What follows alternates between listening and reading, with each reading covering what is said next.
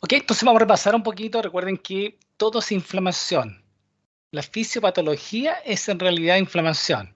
El cuerpo se defiende con una respuesta siempre igual, estereotipada, que se llama, en términos semiológicos, en términos clínicos, en el cual hay una serie de eventos vasculares del sistema inmunológico que son siempre iguales, siempre se comportan de la misma forma.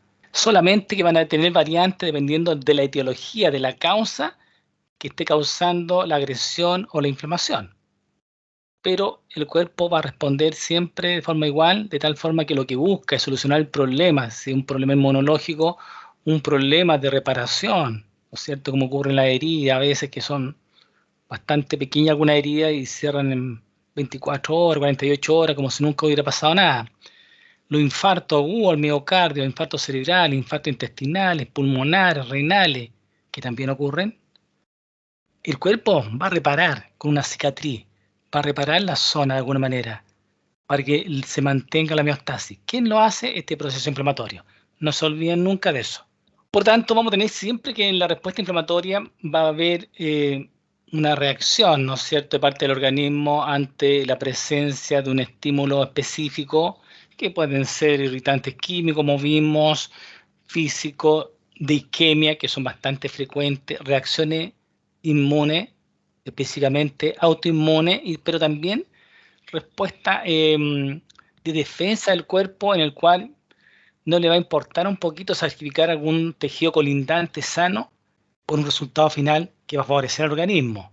Estos son los efectos colaterales de reacciones inflamatorias demasiado descomunales o que se perpetúan en el tiempo, a que no queremos que la respuesta inmunológica se mantenga en el tiempo, pero lo va a meritar dependiendo si el organismo está en riesgo vital. Y por supuesto las infecciones que hoy día las entendemos más que nunca. Entonces vamos a tener una serie de agresiones, heridas, contusiones que son frecuentes en la población hoy día. Recordemos que una de las causas importantes de muerte en las poblaciones en general hoy día, como tercera causa de muerte, son los traumatismos, accidentes y envenenamiento, intoxicaciones. ¿Ok? Por tanto, aquí estamos viendo heridas, contusiones que llevan mucho a los servicios de urgencia, agresiones vasculares, como los infartos agudos al miocardio, ¿no es cierto?, accidentes cerebrovasculares y otros más. Agentes físicos como quemaduras también, ¿no es cierto?, por agua caliente, fuego, etcétera. Congelamiento, también se ve, ¿no es cierto?, que también pueden causar gran daño y quemadura. Radiaciones varias. Agentes químicos, venenos, diferentes clasificaciones, ¿no es cierto? Y las reacciones inmunes que hablamos contra el patógeno mismo, por ente tal, pero también están las famosas respuestas autoinmunes, que se nos cruza ¿no es cierto?, nuestra respuesta inmunológica y empieza a atacar lo propio como si fuera ajeno. Y eso es irreversible. ¿Ok? Por lo tanto, va a haber una reacción homeostática, una reacción tratando de mantener la balanza de equilibrio entre la vida y la muerte, ese equilibrio fino, ¿no es cierto? Y hay que repararlo rápidamente que está amenazado. Con un foco inflamatorio local, acuérdense, a producir acá un edema local, una inflamación local, un aumento de volumen donde está ocurriendo la intensidad, el pic de la inflamación. Con un foco inflamatorio de contención, limitando la zona de agresión.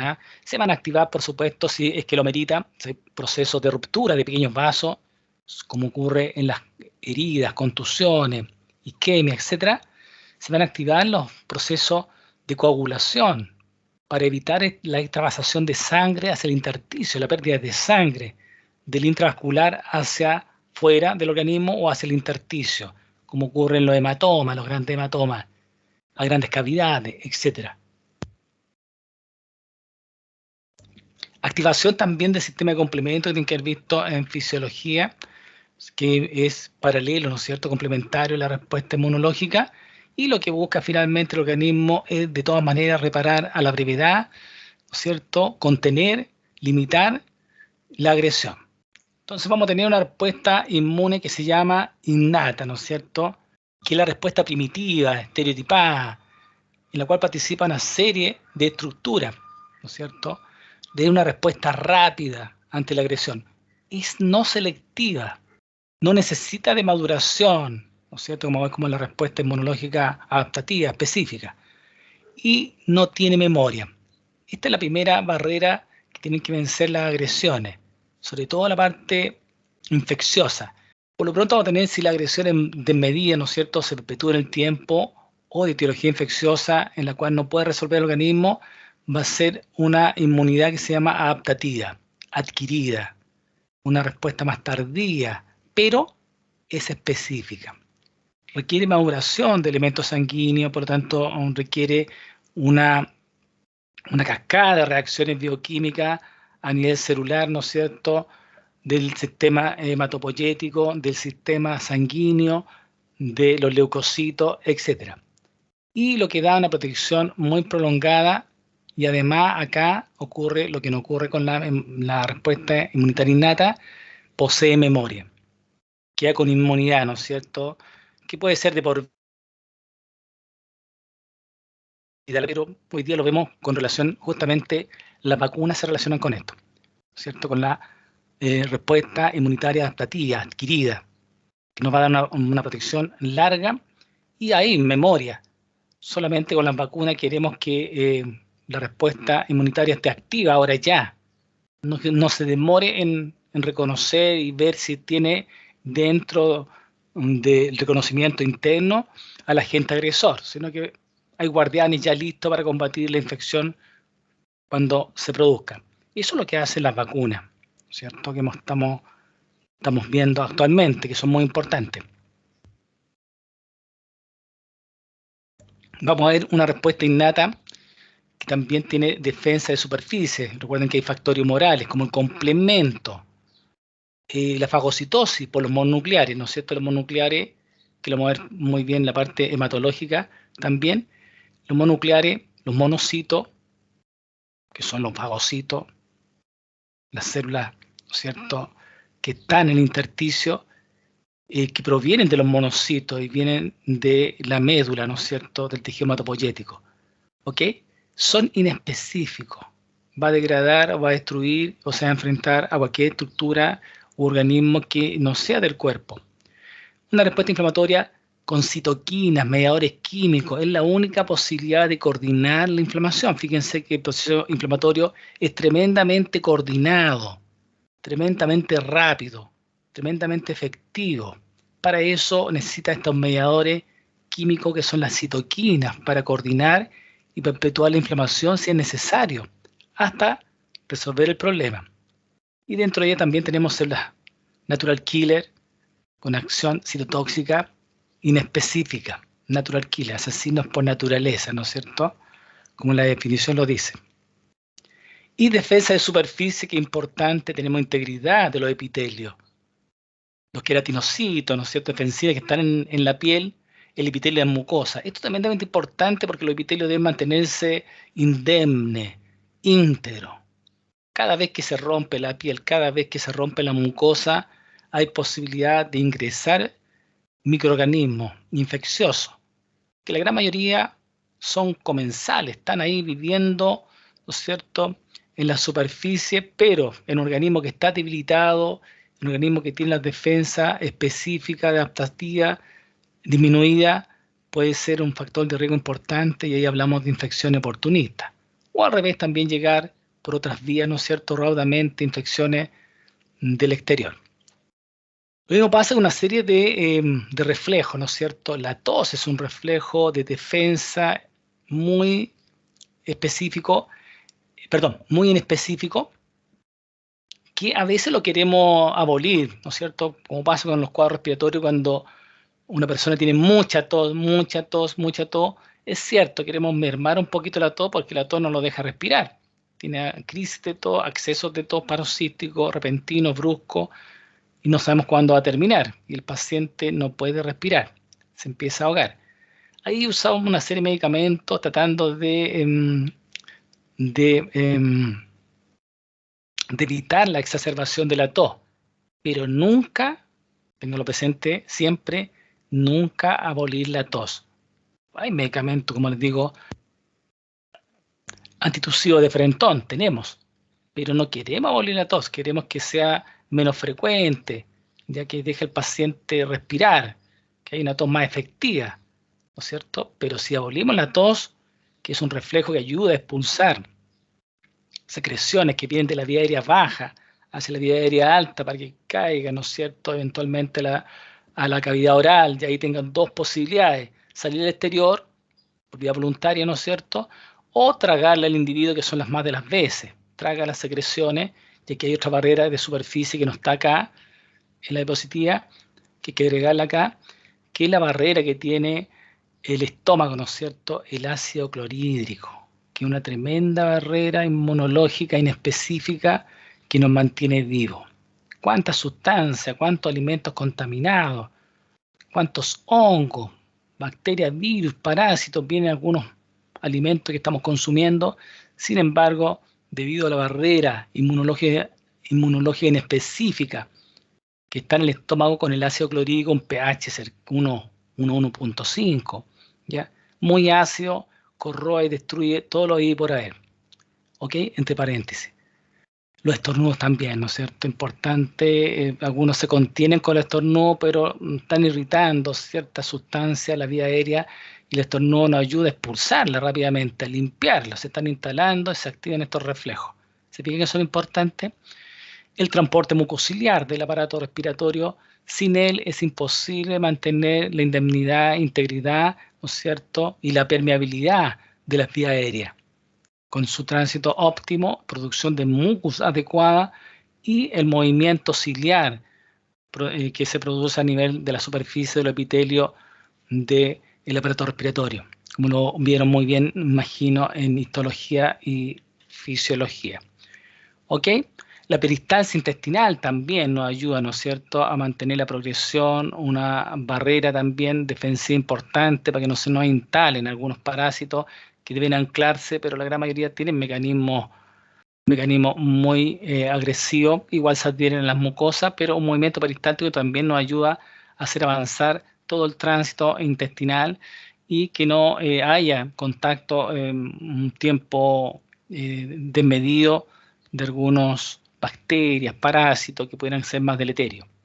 El flujo urinario también es una barrera importante defensiva, sobre todo en las mujeres, en el cual la uretra es más cortita, ¿no es cierto?, y está muy cerca de la zona del perineo, muy cerca de la contaminación por vía posterior, por la vía, ¿no es cierto?, circundante a la región de desembocadura del tubo digestivo, la región anal, y por más anterior, ¿no es cierto?, hacia ventral y caudal, ¿no es cierto?, está en relación con introito vaginal, que también es una zona de bacteria importante. Por tanto, esas bacterias intentan todos los días introducirse por la uretra, seguir por el urotelio hasta la vejiga. Y este flujo urinario es importante porque ayuda a barrer en forma mecánica por arrastre todos los días esas bacterias que intentan ingresar. Por eso es importante que las mujeres tomen agüita, no mucha agua, pero tomen agüita en forma constante para tener una diuresis más fluida cada cierta hora, ¿ya? Pues están orinando muy bien, significa que están deshidratadas. También hace más proclive también algunas infecciones cuando el microorganismo también es más virulento. ¿Qué significa eso? Que tiene mecanismos por los cuales se puede adherir más fácilmente al urotelio y el flujo urinario no ser eficiente para poder barrer con él. ¿Ok? Eso ya de otra asignatura, ya otro tema, que es la microbiología, ¿no es cierto?, que tiene que haber visto usted. Por tanto, va a haber una respuesta local, Recuerden que la inflamación es una respuesta local, ¿ya? No sistémica, porque si fuera sistémica le causaría la muerte al paciente. Y ocurre como una respuesta, como puede ser un shock anafiláctico, en la cual hay una respuesta inflamatoria general del cuerpo. Se nos estanca la sangre a nivel periférico. Por eso no puede ser general. Siempre la respuesta inflamatoria es local, en el cual se produce un aumento de la permeabilidad vascular, ¿ya? Salida de proteínas, fíjense cómo aumenta la permeabilidad vascular a nivel de dónde, del endotelio, ¿no es cierto?, del endotelio, de los capilares, son los vasos más chiquititos que tienen una sola capa. Ahí va a aumentar la permeabilidad. Fíjense que se van a extravasar proteínas, ¿ya? Pero esta vasación es importante porque atrae agua. Fíjense que necesitamos que todo el flujo sea acuoso. La vida ocurre en agua. Toda la difusión de los nutrientes de las células a nivel del intersticio es acuoso, para que sepan ustedes. Necesitamos este medio. Por lo tanto, este aumento de la permeabilidad local con salida de proteínas que no ocurre en forma normal. Esto no ocurre en forma normal. La salida de proteína va a generar que atraiga agua, que aumente la presión oncótica en el intersticio, que es importante. ¿Ya? Y eso perpetúa que salga más agua y por esa vía también van a salir los leucocitos más fácilmente de esa zona. Va a permitir la migración celular hasta el sitio del suceso, de la lesión, de la agresión. ¿Ok? Entonces tenemos acá una imagen muy bonita que muestra este fenómeno vascular. Se fijan acá los capilares, la parte de la arteriola, la vénula, aquí está el lecho capilar, que son estos circuitos que están paralelos, por donde están distribuyéndose la sangre para distribuirla hacia el intersticio. Por lo tanto, aquí tenemos matriz extracelular. Fíjense acá, va a haber un aumento del flujo, pero también tiene que haber una vasodilatación en esta zona. Esta vasodilatación es importante porque permite dos cositas: aumentar la llegada de la sangre a la zona, pero también enlentecer el paso de la sangre en la zona, que necesitamos para que se marginen los nucleares, que son los que van a salir a esta zona, los neutrófilos. ¿De acuerdo?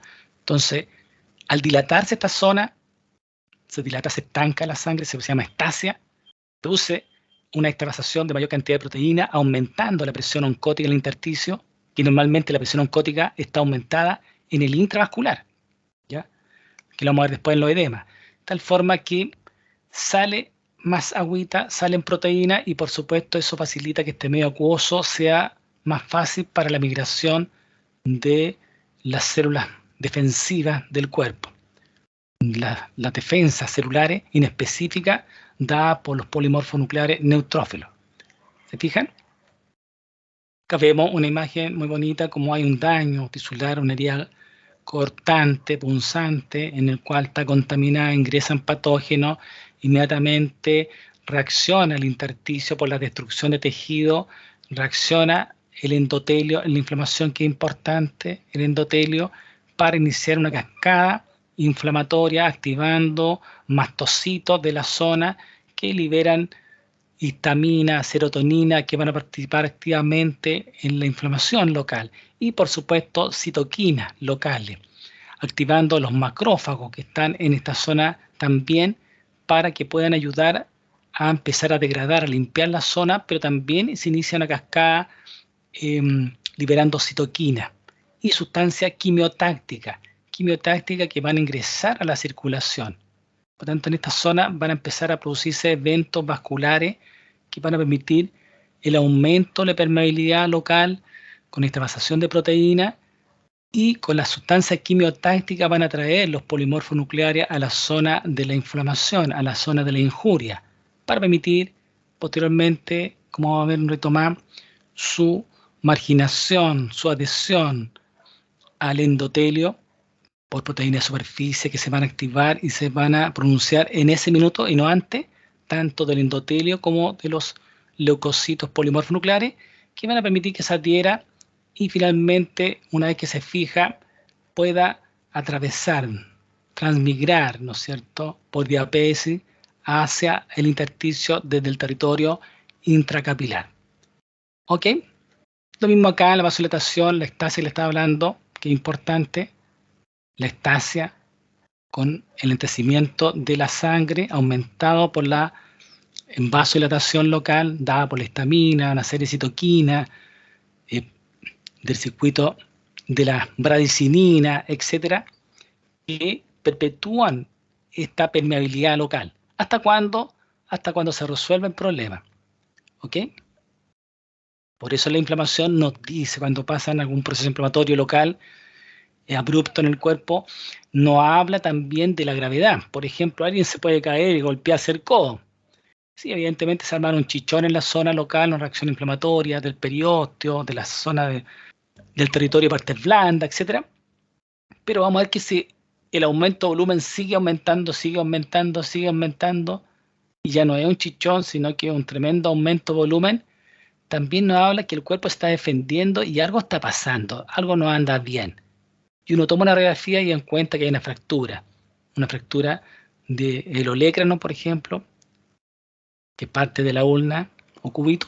Por lo tanto, vemos que con este ejemplo quiero decir que la inflamación, cuando son descomunales, está apuntando que hay una destrucción muy grande de tejido, una reacción inflamatoria descomunal, pero proporcional a la agresión. ¿Ok? Por lo tanto, vamos a tener acá mecanismo de filtración intercelular, como vimos, que va a ser reversible, ligeramente retardado también, dependiendo de la agresión. Mecanismo de aumento de la permeabilidad, que va a ser de gran intensidad cuando la lesión es directa, ¿no es cierto? Es directa en la zona, una respuesta inmediata sostenida. ¿Ok?